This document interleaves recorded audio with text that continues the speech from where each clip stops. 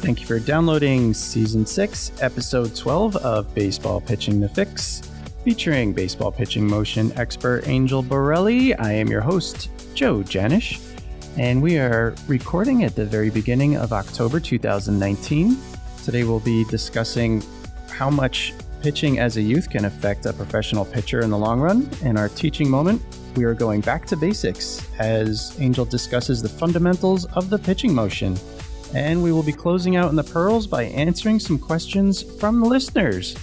Without further ado, let's bring Angel on. Angel, how are we doing today? I'm great. How are you doing, Joe? Fantastic, as always. I'm very excited about the fall season. The Fall Classic is coming up, and baseball is running into high gear, and I know you're very happy about your Yankees being in postseason. Go Yankees. Go Yankees. Yes, they're actually playing this afternoon, so I'm excited. Yeah, it'll be fun to watch. Unfortunately, though, no CC Sabathia. He's left off the roster. Wow. Yeah, but he'll be in the dugout, so he'll be in there. They do well, even when their big guys are gone. Yeah, and they need to have like a 15-member bullpen staff with their starting pitchers, so there was no room for CC. This is a good time for me to tell the listeners, it is okay for you to contact me, even if you're a Boston Red Sox fan. If you knew how many emails, and those of you out there who have done this, you'll be laughing. I get an email, and they'll go through the story and the questions they want me to answer for them. And then they always confess at the end. They say, by the way, I better disclaim this now. I live in Boston, or I'm a Boston Red Sox fan, and it happens so frequently. And first, I'm impressed that people listen that carefully, that they know I'm a Yankees fan, but it's the funniest thing ever. So I said, I think I better let everyone know, yes, it's safe to contact me. Yes, most of the time. Yeah, and particularly right now because the Red Sox are sitting home watching the playoffs. So. Exactly. So Angel, this episode, we're going to bookmark each end of the episode with listener feedback. I want to start off our MLB section with a question that I received from one of my baseball fan friends and a student of the game. He asked me, he said, with all the injuries that happen in pro ball, especially with some of the younger pitchers who come up in the ranks and immediately seem to need Tommy John surgery right after the draft or even after their first few years in pro ball, he asked me, is there really a relation between how much a pitcher pitches as a youth and as a teenager? And does that volume, if it's too much, does that have an impact on when they get to the pro ranks? And I said, that's kind of a complicated question. I'm not really the person to answer it, but I said, you know what, why don't we throw this to Angel in our next episode? So what's your thought on that as far as, younger pitchers in the big leagues that have an injury earlier in their career? Can it be related to what they did as a youth? So you're talking about, when you say youth, probably up to like 12 years old. So what we really call a youth pitcher before high school. And then these guys are getting in the major leagues, and your guy is wanting to know, is there a correlation? In other words, does the guy who, if he pitches a lot as a kid, is it going to cost him in the major leagues? Does that make sense? Is that the question? Yeah, and I would say I think it would go from, whatever age he starts throwing right up until he finishes high school. So well, okay. So the answers to these questions, obviously there's not one answer. It's not like, oh, yes or no, but it's more important to understand the components that go into why somebody who would have an injury. First of all, if a youth pitcher or a pitcher is throwing too much, and I think that was part of the original question, is the volume that he's throwing. Yes. In other words, do we need to protect them now from what they do in the future? First of all, if you follow good recovery guidelines, you never have to even ask this question.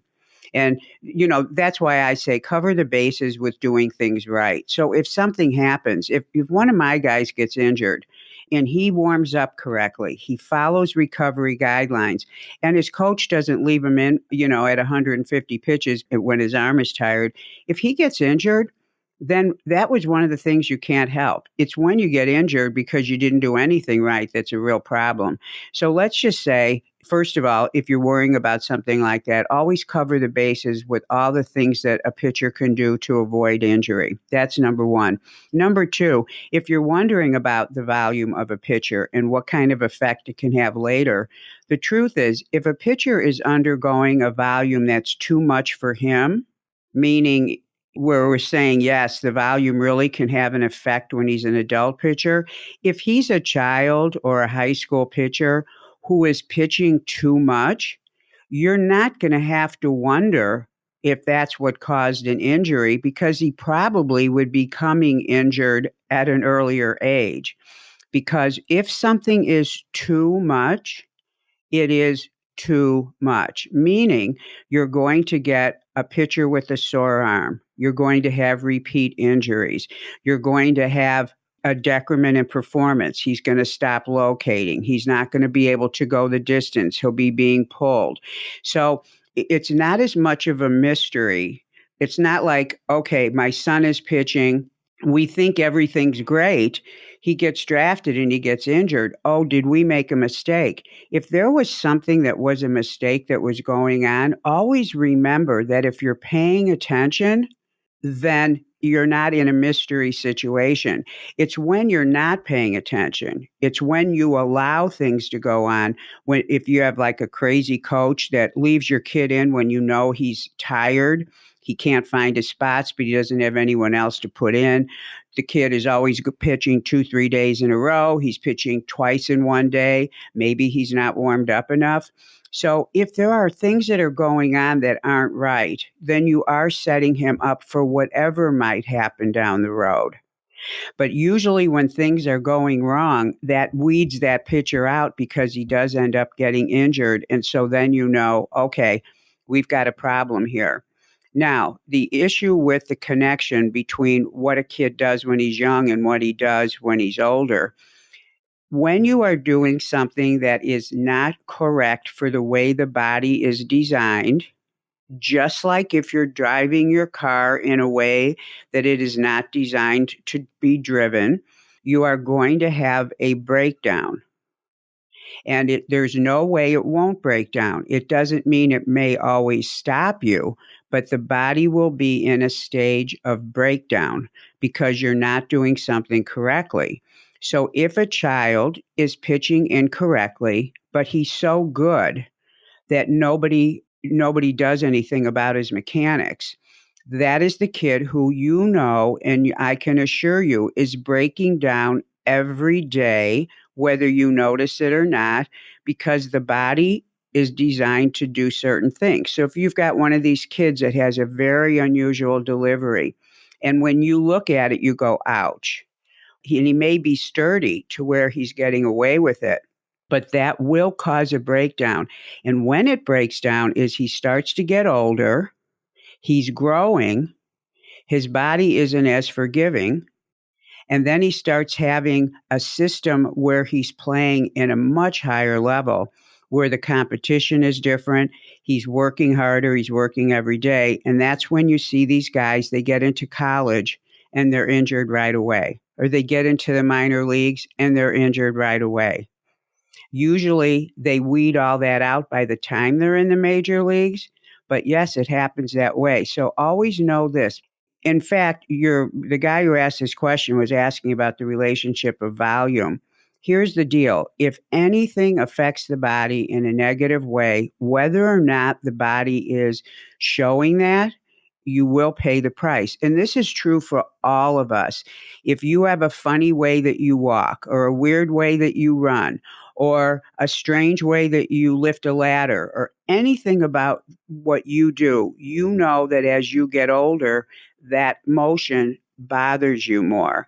And so the deal is we want to look at kids and make sure they're covering the bases, and we're not letting something start, which if it catches fire, it's going to blow up later on when the volume of what they do is greater, and also when they're more competitive in high school and in college.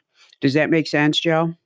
Yeah, it makes a lot of sense to me. And it kind of was what I kind of felt, but I really didn't feel like I was in the position to answer that. I mean, I'm more of a coach than, someone who can understand the body and the anatomy the way you do. I can predict an injury that's going to happen based on what I'm seeing the pitcher do. So if I see a freshman pitcher who is doing something that is really, really not safe, and I'm not just talking about when you say, gee, his mechanics aren't good. I'm talking about when he's doing something with his elbow, his shoulder, let's say his knee, let's say his hip. Let's say his low back. In fact, major league pitchers that have had hip and low back injuries, they're the easiest for me to predict. And I predicted many and have been correct about it and predicted it 3 to 4 years prior to when it happened. And I always say this, if you got a bunch of orthopedic surgeons or physical therapists and myself in a room and we were looking at things that people did, that pitchers did with their knee or something strange they did with their elbow, we would all go, ouch. Because there's only one way that certain joints work. And if you tax it in an incorrect way, you're going to get some wear and tear. So, yes, if he's taxing it and it doesn't get changed as he grows up, then you're going to have that weakened area and you bring that weakness to you. And then what happens is one day there is a straw that breaks the camel's back and he's got a weakness in that area because it was being misused. So that's the correlation. So that's why it's not a yes and no question, but it's very important to make sure that when your eye sees something and it doesn't look right, and I've used this analogy a lot, when you go to buy a car, a used car, you guys know how to look at it, kick the tires, and you might get a feeling like, I don't know, this car looks like it was in an accident. If you're looking at your kid and you're going, God, something looks wrong. I mean, something's just not right. Trust what you're seeing and proceed from there. And the earlier you can make these connections, the earlier you can ensure that he's going to at least not be a victim to something he could have changed. Because there's things we can control, there's things we can't control. Always control the things you can. Yeah. And further to your point, find out what the root cause is. I mean, every year now we're seeing these high draft picks that are coming in with Tommy John surgery before they even pitch a professional baseball. And then I don't know how much they're going into being evaluated for why that injury happened in the first place. They just kind of get them rehabbed, put them back on the mound, and get them doing what they were doing before. So it's interesting. Yeah, very interesting. All right. Well, that was a great answer. Thank you, Angel. Good explanation. Thank you, listener, for offering that question. So let's move into the teaching moment. And we are going back to basics as you tell us the fundamentals of the pitching motion. Yes. Well, the reason why I'm doing this is, first of all, this is the time of the year. So we're in October when we've got youth pitchers. A lot of them are still pitching right now. They're on travel teams or they're on their own special teams. And we have high school guys that are playing fall ball. Some of them are sitting it out. So this is an interesting time of the year.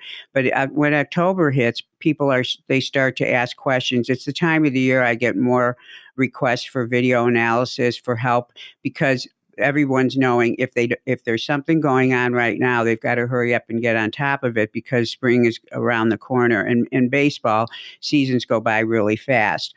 So I'm always getting questions, and people are always sending me video to see, can you help them? Do you think you can do something? And I noticed that there's of course a mystery around the pitching motion. And of course, the purpose of this podcast is to help teach about the pitching motion in a way that everybody can digest. But what's interesting to me is because the pitching motion looks like such a blur to most people, that's the first thing. And secondly, because these days, with everything being data driven in the major leagues, it's trickling down to the younger kids and into other, high school teams, et cetera, where people are losing sight of the fact that even though you go to a showcase and they're going to be measuring spin rate, and you go to a showcase and they want to know, what your launch angle is if you're hitting, and just everything is so, the things that they're talking about are so different that I think we lose sight as to what is actually happening and what needs to happen in the pitching motion so that regardless of whether you have the magic answer to how you're going to increase your spin rate or how you're going to increase your velocity, that if you don't move with the intent of what is supposed to happen in the pitching motion, if you don't get your body in the right place at the right time, you are not going to be able to put the ball over the plate where you want to put it and at the speed with which you want to put it without letting the hitter know what's coming. So, regardless of all these little things where we can lose and become distracted by we need more spin rate, we need this, you have to always go back to basics, to looking at a pitcher to see if he's getting the skills done that happen within the pitching motion so that he can get his body in position to throw the ball the way he wants. So in pitching, we want the pitcher, to throw the ball over the plate exactly where he wants to put it with the velocity necessary for that kind of pitch. And we want to make sure he did that first and foremost with deception. So those are the things that have to happen for a pitcher to be able to get an out. Now, in terms of the pitching motion, there are 4 things that have to happen in the pitching motion. And while I don't want all of you to think I'm sending you home so that you can start to analyze all your son's pitching mechanics, I want you to start looking at the general guidelines. And if you start here, you'll be able to understand more about what's going on. And when fathers call me, everybody's taking video these days. And I have a problem with it only because if you're a parent taking video and something doesn't look right, your kid doesn't really want to hear what you think he's doing wrong unless you're coupling it with the solution. But, I can say this all day and all night, and it's going to happen in 5 minutes. Some father's going to be doing a video of his son and then be pointing something out. But the deal is, if you learn to start to look at the pitching motion in a more general way, you can actually start to see where there may be problems. And the most important thing, identify if your son actually needs to work with a professional to make a change. So what I want to do is I want to break this down into just 4 things that are the big general concepts on the pitching motion that have to occur. The first skill that a pitcher has to have, and I'm going to eliminate all the details. So this is the first general skill. And when you look at the motion, you want to look generally first. The first skill a pitcher has to have, he has to be able to get downhill. Now that may sound like, oh, well, that's simple. It's not that easy. He has to be able to get downhill. The second thing he has to be able to do, because he's sideways when he gets downhill, he has to be able to turn his entire body and become fully square to his target. And when I say square, I mean you look at him and he looks like he's in the same position he'd be if he was walking towards you. Every part of his body is facing his target. The third thing he has to be able to do, he has to be able to accelerate the ball. So his shoulder and elbow and wrist have to do very specific things to accelerate the ball. And what you see frequently is pitchers who don't accelerate the ball. They push it or they deliver it in a weird way, but he has to be able to accelerate the ball. And the fourth thing that has to happen is upon ball release, which is the end of acceleration, he has to be able to slow down his body and decelerate his arm. And if he doesn't do that, then that means something went wrong prior to that.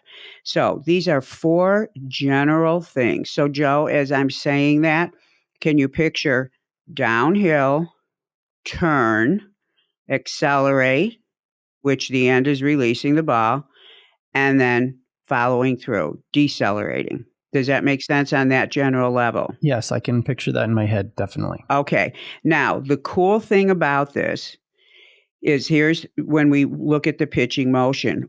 On any 4 of those things, if number 4 isn't right, then number 3 wasn't right.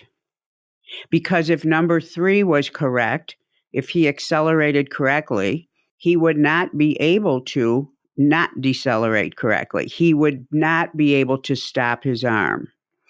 If number 3 is off, he can't accelerate the ball. Something strange about the acceleration. Then it's because he didn't turn his body fully to be behind the ball. Because if he turned it fully, he'd be behind the ball, so he'd be in position to accelerate. And if he doesn't turn correctly, it's probably because when he went downhill, he didn't do that correctly. So that is the way you want to simply start to look at the motion. And then what I want to do is I want to talk about these 4 things and some errors that you might see. But to this point, Joe, does that make sense? Yes, I think that it sounds like you start from the beginning, but then you take a look at it from the end, going backward. Yes. Got it. Yes. Well, the real way to say that, let me say it a different way. When you see something that's wrong in one of these 4 positions, look to the position prior to the skill prior to it. Each one of these things, pitching motion is a bunch of skills that a pitcher has to have. And if the skill you're seeing is off, let's say you say started to turn. Let's see, turning is how he gets square to the plate, but he's not facing the plate when he throws the ball. Okay, well, guess what? Yes, his turning is faulty, but you go to the movement that occurred prior to that. That's how a troubleshooter works. Because the thing you're seeing that's off is always the effect of some cause that was created prior to that movement. That's the deal with motion. Those of us who analyze motion qualitatively, we understand that. If his rotation is off, you can work with the rotation all day long, but it occurred before he started to rotate, and that's why he couldn't rotate. Does that make sense, Joe?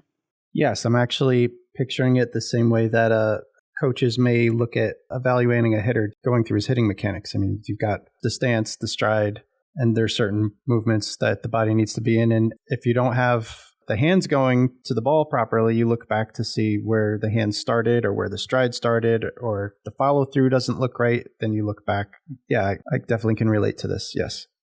Okay, so let me tie in each skill with some of the things that you'll see and how it affects the next skill, so I can elucidate with examples of how number 1 downhill will affect the turning, and the turning affects the acceleration, and the acceleration affects the deceleration, and how any error in one of those is usually the fault of the movement prior. So the skill of going downhill is the ability of the pitcher to move sideways with his center of mass and to place his foot into a great place where he can do what? The second movement, turn. If he places his foot in an incorrect position, if he does something strange with his back leg so that his front foot can't get, there may be many reasons, but let me just pick one thing to make it simple. If that pitcher does not have the skill of going downhill with 1, the correct timing, 2, the correct placement of his front foot, he will not be able to turn. And if he can't do 2, he will be stuck on 3, and 4 won't happen either. So that is the importance of each skill being present to keep the pitcher able to proceed through the motion efficiently. So going downhill is critical. Going too fast, he has to slam on the brakes in a way that jars the entire motion. If it's too long, he's going to sink down and he's not going to transfer energy. If his foot's in the wrong place, he's not going to be able to turn his hips. All of those errors, when he's either slamming on the brakes too quickly, sinking down too low on his front leg, putting his front foot in the wrong place. So for a righty, let me be right-handed here for a second. His left foot, his landing foot would be too far to his right. For a lefty, his right foot would be too far to his left, crossing over too much. So you guys call it throwing across the body. The foot has to be in a place where he can turn the hips correctly. Any of those errors I just said will cause a problem that is a lacking of the skill of moving downhill. That's why coaches work with your guys on how to move downhill. That's a specific skill. So moving downhill, any of those errors will cause problems for the second skill, which is rotating. And everyone has listened, you know that rotation occurs in 3 segments. The pelvis turns, then the lower trunk and the upper trunk, which delivers the arm. And you cannot turn your hips if your legs are all twisted up. So when you're standing behind the rubber, if the downhill skill was not efficient and the pitcher, he looks like he's on a tightrope, his front foot is directly in front of his back foot, then you know he's off balance. He cannot rotate correctly. And during rotation, he will start to produce angles during his rotation that are going to bring his arm not to the right place for acceleration. Now, when we talk about rotation, if you like if somebody's spinning a plate on their fingertip or a basketball, it's spinning in a circular flat manner. It's just staying on a flat surface. If a pitcher's feet aren't correct, when he goes to rotate, he's going to have to angle his body, and then you're not going to have him come into the correct position to be able to do the third skill. So the skill of rotating correctly and rotating separately, each segment, is critical. But the most important thing is rotating on that level surface, which is the fastest way for him to rotate. And the rotation is where the velocity is being developed that can be passed on to the shoulder. So here we've got, he doesn't go downhill correctly because he doesn't have the skill. Therefore, he can't turn correctly because he didn't go downhill correctly. And now when he gets to acceleration, he's not going to be in the right position. So if his body's not there, the ball won't be where it needs to be. So that's the connection between downhill and turning in the rotation segment. Now the rotation is important because the last level of rotation is actually rotating the arm into the correct position. So the shoulder of the pitching arm is actually able to roll forward just like a car tire does. So on a righty, his right shoulder has to be able to rotate internally, and it's rotating just like the right tire on the front of your car is rotating, direct towards the plate. The elbow is extending the hand out. And that rotation, because it was so square, brought his arm right to that perfect place. And now the tire can just go forward, and he's got great acceleration. If you don't rotate right, your arm won't be in the right place. If your arm's not in the right place, if that shoulder is facing a little bit off to the side, then the ball's not going to be where it needs to be, and he won't be able to throw it. And he has to create another movement through the shoulder to get the ball in place. What we're looking for is for the ball to be in the exact perfect place so he can accelerate it forward. If you don't rotate right, the ball will not be ready when the body is, and the body has to make one more move to get it into place.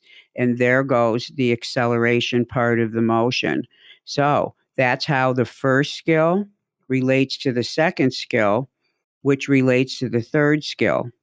Now, one of the biggest problems in pitching that I see is pitchers not finishing their pitch, which is called the follow-through phase. But it's really the deceleration phase where the arm is doing what it has to do to slow itself down. But what's really happening is the acceleration phase is actually defined as when the ball goes from the furthest away position to ball release. But if the pitcher doesn't understand that his hand continues on all the way through a follow through, a diagonal line from ball release around, wrapping around his trunk as if he's trying to touch the number on the back of his shirt. If he doesn't understand that that arm has to go all the way through that distance, he will not go through the ball and accelerate correctly because the arm will be being forced to stop sooner. So the amount of force that he has isn't as great as it could be. So when you teach a pitcher that the end of the motion is actually when his arm wraps all the way around his back, and then it's going to actually fall down naturally, those are utilizing all the forces in the arm that are natural. And the pitcher, with his brain working on tasks, if he sees the end of the motion as through the ball, diagonal down and wrapping around his trunk, that force is a completely different type of force. So not only do you get better acceleration, but of course you get the deceleration, which keeps the arm safe. So if you don't turn correctly, you can't get the ball in position correctly, which means you're not going to go through the ball correctly and at the right time. And it also means that you're going to be putting on the brakes probably through the use of your body as opposed to natural forces that are occurring in all the joints to slow down the arm. So you increase the amount of danger for injury. So once again, if you don't go downhill correctly, you can't rotate and turn correctly. Your ball won't be in the right place to accelerate correctly, and you won't be able to stop the arm correctly. And those are the four basic general categories of skills that coaches and fathers, when you're working with your kids on pitching, those have to be four very separate departments where they require skills to do them correctly. And without going into all that detail, which is way deep, it's why I have a business and why people analyze mechanics, but that's the general thing you want to start to look at and use your brains to figure out, to be able to see, is my son or is my pitcher actually doing all those four things? And when you're looking at a pitcher, you will be able to see all of that. Wow. That's tremendous, Angel. It's kind of an informal, general way to break down pitching into the biggest parts. There are a million parts to each one of those phases. That's why qualitative analysis is so cool, but it's not for people to do. But this is like if I were breaking the pitching motion down into the biggest chunks possible, this is it right here. The biggest chunks possible. And it's a great place for people to start that are coaches trying to work with mechanics, struggling to try to understand it. It's a great way to look at your pitcher. I think you just gave a great primer for all coaches, and especially, like you said, some of the coaches who are just trying to understand pitching mechanics. Thank you. That's amazing. This episode is going to be like a reference. Exactly. Very nice. Very well done. Awesome. Thank you. So with that, we're going to move into the pearls, and you are going to be answering some questions from the listeners. So where are we starting? Yes. And again, this is the time of the year where especially with youth pitchers who are still playing baseball or they're playing another sport, where I have fathers calling me. And I always think people know this, but when I get calls, and I've had at least 4 in the last 3 weeks, same issue coming up. So I felt it's important to reiterate this again. If you have a son, and this is especially true, every call that I got was with a pitcher who was from a father who had a son who was 12 years or younger. I think the reason why this is the universe that I worry about the most is that your son is still a little boy, and you're, as a father, wanting to take care of him. And at that level, the coaches have their plates full. They've got 50 kids running around in the field. So fathers take it upon themselves to be the son's coach. And the fathers do as much as they can to learn. But you're not really coaches. So when I get these calls, I never think, oh, you don't know what you're doing. I just admire that I've got a father who's wanting to protect his son. But what happens is, in the process of trying to protect, there's details you don't understand, and that's what I'm here for. So the youth pitchers, when they haven't been throwing, and okay, I've got to start to get him ready, you have to have him throw flat ground for a number of weeks through a formal reentry throwing program before you put him on the mound. I can't tell you the calls I get where they say, yeah, my son really looks rusty. He hasn't pitched for a while, but yesterday he threw X number of pitches. And I said, well, how long have you been playing catch with him? Oh, we played yesterday. We played catch, and then I put him on the mound, but just for a few pitches. One pitch is all it takes. So it doesn't matter the volume, the arm has to be conditioned. So while I know I've said this a lot, for every father right now at this time of the year wondering, how do I get my son ready? He is not ready to pitch unless he's played catch for at least 3 or 4 weeks. It depends on the program you're going to put him on, but he has to play catch flat ground at his pitching distance, not to start, like for a 60-foot pitcher, he's going to go 45 for a week to 10 days, and then he's going to go 60 feet for another 2 weeks, and he's going to change the volume on that. But you never put the kid on the mound when he just started throwing flat ground. The second issue that comes up is because you're listening to professionals, doctors say, have your son play multiple sports. I have parents that call and say, my son's playing basketball, he's playing football. And I don't want his arm needs to be in shape. So I'm trying to have him pitch, 2 days a week. And now we've got a kid who's completely exhausted from his primary sport, and he's going on the mound for the skill that requires the most precision, and he's tired, and he shouldn't be on the mound. So that's the second issue that comes up. They're telling me I'm not getting good results. He's playing football, he's playing basketball. I'm trying to have him play catch. And here's what I have to say to the father. You committed him to a team on another sport. That is his sport right now. Let him be 100% with that sport in respect for his coach and his team. And then when he's done, then it will be up to you to figure out how do you get him ready for his next sport. You cannot do both of those things at one time because he can't recover from his other sport to bring the best he has to his pitching.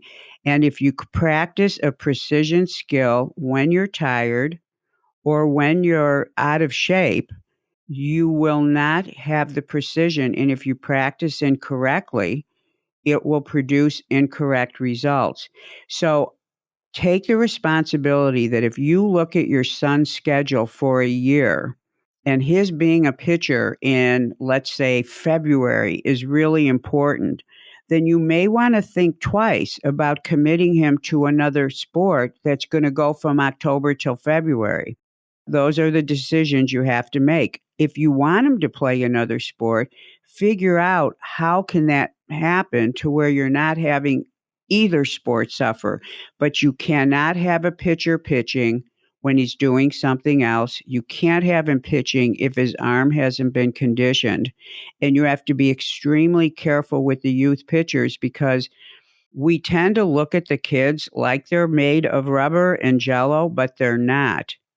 And what happens is the skill that suffers is always pitching. When you have a skill like football or basketball where they're running and getting out of breath and they are not in shape for pitching, which is a completely different type of thing. They need to be 100 when it comes to their pitching skill.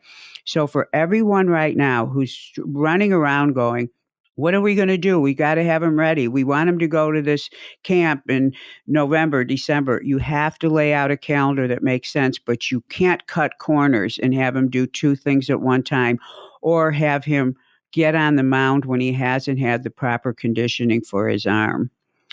So, and Joe, I know you're a father, but of course you being an ex-catcher and having baseball experience and of course being a host of this show. But do you understand what I mean when I say fathers mean so well? They're trying to protect their son. Yes, of course. Yeah, and they're trying to make him happy too. Yeah, Because the kid may be saying, "Let me pitch, let me do this," but bad idea. Well, I'm going to just expand on what you just suggested regarding the sports because I know you're not going to say it, but I'm going to. I know that what you're saying is what these parents have heard from their doctors and whomever had come from a higher positioned authority that came out and said that kids should be playing all different sports and then they won't get arm injuries. And it's a particular doctor whose specialty is doing Tommy John surgeries. And here's what I'm going to say. If your son genuinely enjoys playing other sports and wants to play them, and that's what he's going to do is just enjoy playing baseball, football, basketball, whatever it is, and that's what he wants to do in high school and whatever, then great. Let him play all the sports he wants. And as Angel suggests, don't have him try to pitch like in season with football or in season with basketball or whatever. However, if your son is really on a track to pitch beyond high school at like a high level college program and or has sights on being pro, and there's a real possibility of that happening, and sounds like that could be the possibility if you're listening this far and listening to this show, I recommend that he just focus on baseball. I don't really think it's a good idea to try and play other sports. I don't believe that there's any correlation between playing other sports and having a healthier arm. Playing basketball doesn't give you a healthier arm. It actually puts you in more of a position to get injured. Playing basketball is probably one of the most dangerous sports you could play. You're constantly vulnerable. And I'm the prime example of that. I probably had a good chance to play pro ball until I played pickup basketball one day. Yeah. And, it's the same thing with football. Like there's obviously in danger. Soccer is a high contact sport. Lacrosse is high contact. Like if you are serious about pitching specifically, and you want to pitch in college at a big time program, or if you want to pitch in the pros, there's a certain age where I don't really see a problem with specializing. Now what that age is, we can argue that another day, but if you want to be a pitcher, focus on pitching and stay away from the other sports. So I'm just going to get off my soapbox. Well, no, and you know what? I want to clear this up even more in a different way, because I know there could be confused parents, and also we've got kids who want to play multiple sports. So first, let's clear one thing up. First of all, if your son's a pitcher and he wants to play other sports, you're always cycling. You cycle a year for an athlete. So you know that he's going to be pitching, and then he's going to be recovering, and then he's going to be building his body and practicing his skill, and then he's going to be on a team again. So you've got kind of like 4 different seasons, if you will, that a pitcher is going to go through. If you decide that you want him to use up his rest phase from pitching with another sport, make sure you don't call it resting his arm if he's a quarterback or if he's playing basketball. The front of the shoulder, the anterior deltoid, shows the most fatigue next to the supraspinatus when a pitcher comes off the mound. So that muscle is the most important muscle in basketball shooting. If you look at the front deltoid of any basketball player, that will tell you that. So you're not resting his arm with basketball, and you're definitely not resting it if he's a quarterback. And obviously, this is without saying all the other vulnerabilities, but let's just say that. And this is all I'm ever asking, is make your decisions with your eyes wide open, that if you are going to have your son play in a sport during off season, don't call it resting his arm if he, in fact, is not resting his arm. So let's say he wants to take up running or whatever. But if he's playing in a sport that uses his arm, label it correctly, and then know that before he starts pitching, you're going to have to interpose another few weeks for him to recover from his basketball or being a quarterback. Then you rest him. Then you start with his pitching. If you understand what you're doing, then you'll find a way to not have it be deleterious to the health of your son or to the pitcher. But if you don't know these details, then you get into a mess. Now, the reason why doctors say have him play more than one sport is they think what they're really saying is, we want you to rest his arm from pitching. But what they don't get is that when they say that, you have to pick a sport where he's not going to also fatigue his arm, unless you're going to do what I just said, which is no, he's in 2 sports where he uses his arm. We got to figure out, how does he do one? We rest him completely. Then he does another. We rest him completely. And always know and pay attention to if you think you're robbing Peter to pay Paul. Because if you, at the end of 2 years of this kind of thing, see that he's going downhill, and pitching will always be the thing that suffers because it requires the most precision. Even a quarterback has a target that's running. So it's not like he has to hit his spots the way that a pitcher does. And the forces, of course, from pitching. And we know that how many times have you heard a quarterback having Tommy John? Not really, right? Yeah, not too So, much. yeah. So all I'm saying to parents is think things through, understand what you're doing. If you make a decision along with your son to do something, there's a responsibility for you then to say, okay, so now how do we make this work? Because don't think that you can just squeeze everything in. There's going to be something you're going to have to readjust so that he can still do things in a normal way. Remember, it's not what you do, it's when you do it and how you recover from it that is going to tell you whether or not there's going to be some vulnerability because of the choices you made. And that's all that I'm saying. And so think these things through. And this is the time of the year. And if you do this year, and let's say you're already in hot water trying to figure out how am I going to have him ready for this thing I wanted him to do this camp in November, but he's still in football and blah, blah, blah. If you're in a jam right now, take it as a learning for yourself so that next year you're not in the same position. And if there is more than one thing you want them to do, just figure out a creative calendar, but always include recovery and never try to do two things at one time. It never pays off. Always, always, there will be some price to pay, and it will be an invisible price, and you won't know till later that you paid a price. So this is kind of a forewarning. Great, Joe. Great insight. Yeah, thank you. You were a lot more diplomatic than I was.